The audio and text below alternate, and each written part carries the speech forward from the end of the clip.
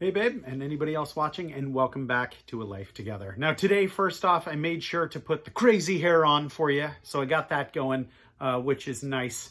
But also, and probably more importantly, back in Psalm today, specifically Psalm 10 through 17. So yesterday we were looking at Psalms of God and how he is the creator of all things, but then we were also looking at the righteous, the wicked, and then pleas for God to help. Now today in the specific Psalms that we are looking for, we are going to be looking at David crying out to God, so more of that, asking why God feels so far off and yet persisting in that asking. And then we'll look specifically at Psalm 14:1.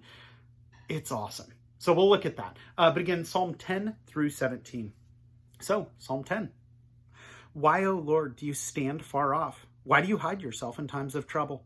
In his arrogance, the wicked man hunts down the weak, who are caught in the schemes he devises. He boasts of the cravings of his heart. He blesses the greedy and reviles the Lord.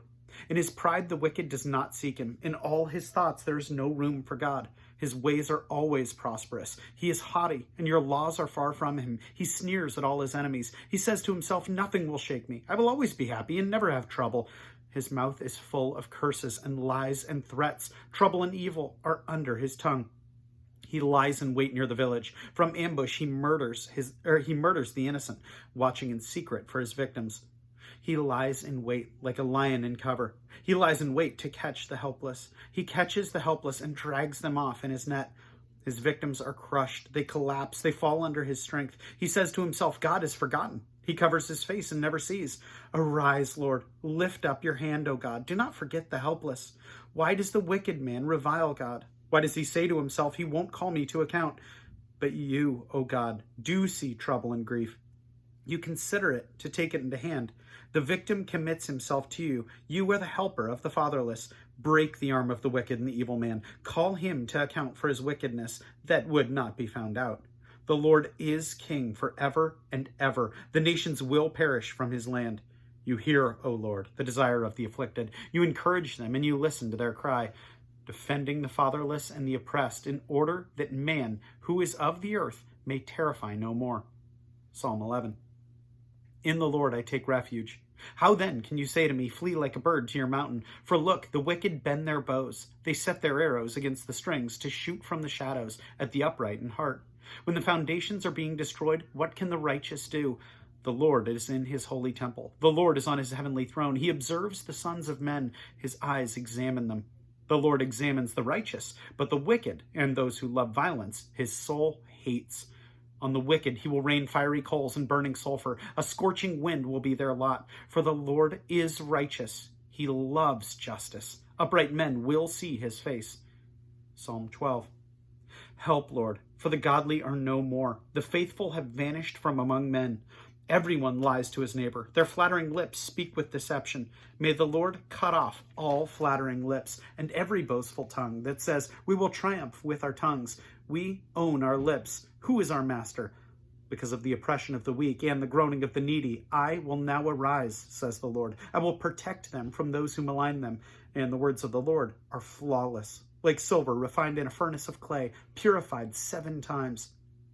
O Lord, you will keep us safe and protect us from such people forever. The wicked freely strut about when what is vile is honored among men. Psalm 13. How long, O Lord, will you forget me forever? How long will you hide your face from me? How long must I wrestle with my thoughts and every day have sorrow in my heart? How long will my enemy triumph over me? Look on me and answer, O Lord my God. Give light to my eyes, or I will sleep in death. My enemy will say, I have overcome him, and my foes will rejoice when I fall. But I trust in your unfailing love. My heart rejoices in your salvation. I will sing to the Lord, for he has been good to me. Psalm 14.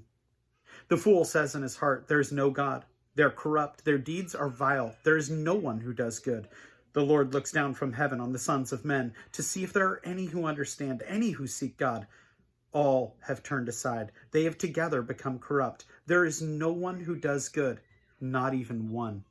Will evildoers never learn? Those who devour my people as men eat bread, and who do not call on the Lord.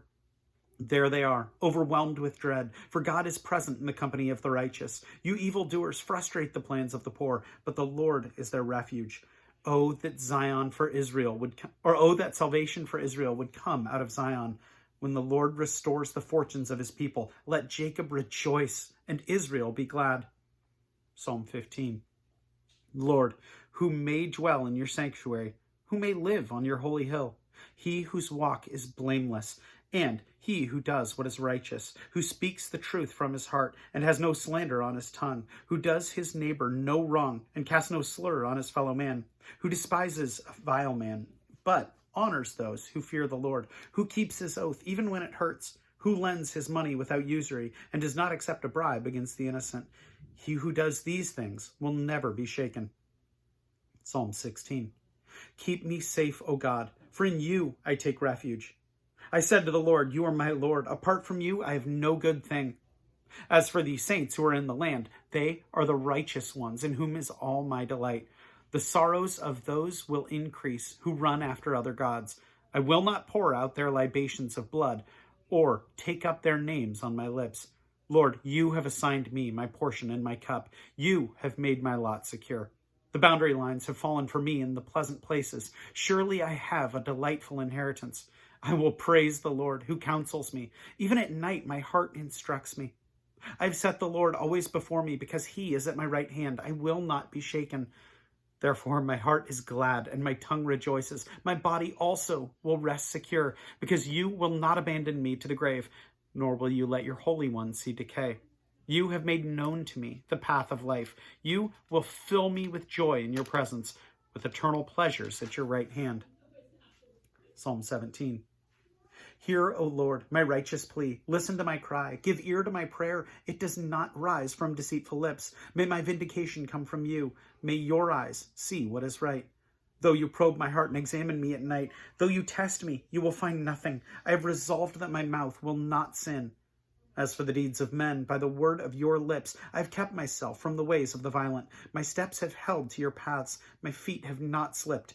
I call on you, O God, for you will answer me. Give ear to me and hear my prayer. Show the wonder of your great love, you who save by your right hand, those who take refuge in you from their foes. Keep me as the apple of your eye. Hide me in the shadow of your wings, from the wicked who assail me, from my mortal enemies who surround me. They close up their callous hearts, and their mouths speak with arrogance. They have tracked me down, and they now surround me, with eyes alert to throw me to the ground. They are like a lion hungry for prey, like a great lion crouching in cover. Rise up, O Lord, confront them, bring them down. Rescue me from the wicked by your sword. O Lord, by your hand, save me from such men, from men of this world, whose reward is in this life.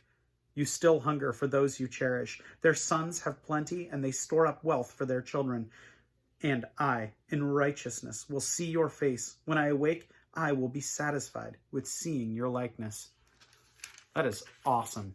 Again, of all those, I love 14 has some really good stuff in it.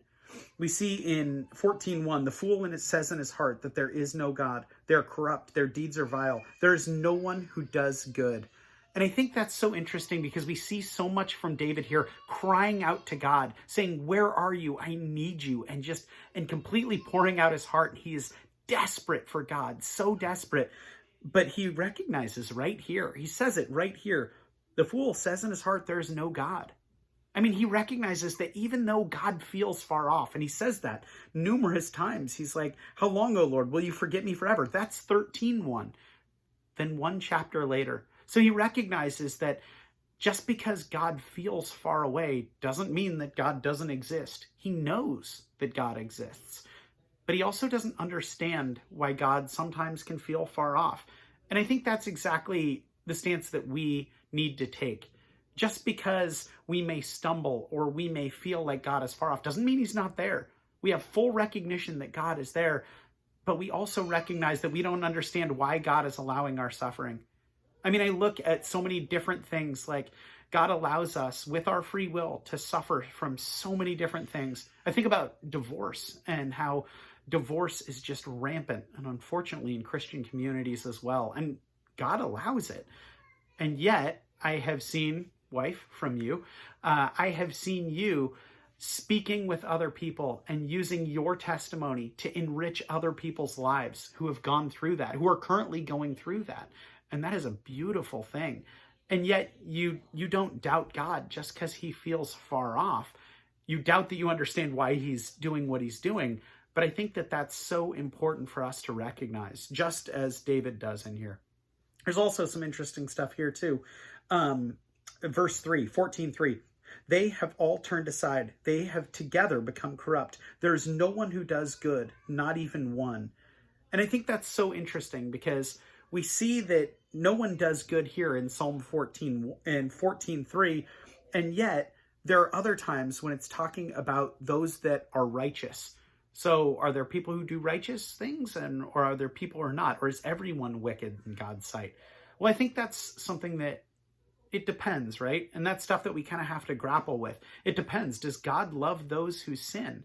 Well, God absolutely hates their sin. I mean, I think that's what we saw in verse 17. When people are wicked, God hates their wicked ways, and yet he loves them enough to send his son to die because that blood is required. I just think there's so much packed into chapter 14 that is worth a slower, much nicer read. But yeah, that's what stuck out to me today. So anyway, just that is pretty much all I have for you today. Know that I appreciate you so much. Wife, appreciate you tons. And I will plan on seeing you tomorrow. Have a good one.